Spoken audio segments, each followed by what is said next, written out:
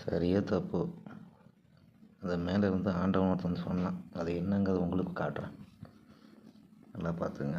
சூரியன் 1, சந்திரன் 2, பூமி 3, மனுஷன் 4. சரிங்களா? அடுத்தது இப்போ வந்து என்னாச்சுன்னா, மனுஷன் கணக்கு எடுக்கிறான். எப்படி கணக்கு எடுக்கிறான்னா 1, 2, 3. இது எப்படி கணக்கு எடுக்கணும்னா, இப்படி கணக்கு எடுக்கணும். இது வந்து 7 பிறைகளாக பிரியும். 2 7 7 14ங்கிற கணக்கில் வரும். இது 7. பூமியில் 8 திக்கு இருக்குது. 7 8.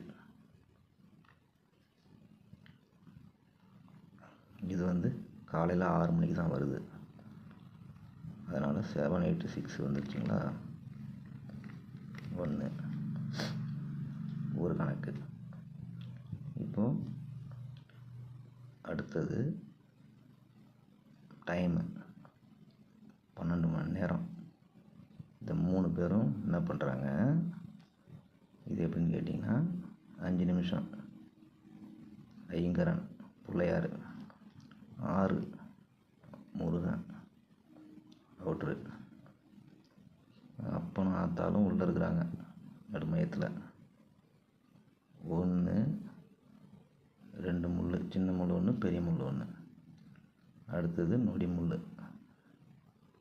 நொடி முள் 60 செகண்டு போடுமா? இது மாதிரி தான் நம்ம ஆளுங்க கணக்கு எடுத்து வச்சுக்கிறாங்க. இப்போ எத்தனையாச்சு கணக்குக்கு?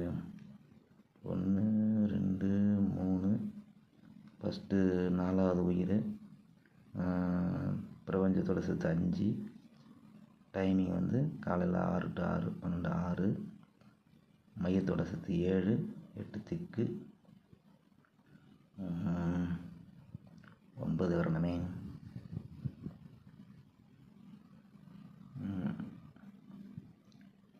8 ஆச்சுங்களா? இப்போ என்னாச்சுன்னா,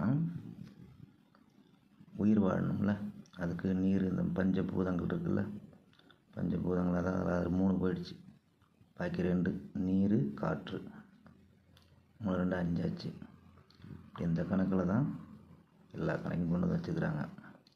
இது சீக்கிரம் சொல்ல முடியாது, பொறுமையாக சொல்கிற ஒன்று. டைம் பற்ற மாட்டாங்க 3 நிமிஷம்லாம். அதனால் விவரமாக சொல்கிறேன். இதில் தான் 12 ராசி எல்லாமே 12 24 12 24 6 அப்படின்னு கணக்கில் எல்லாம் நம்மளோட ஒட்டி வரும்.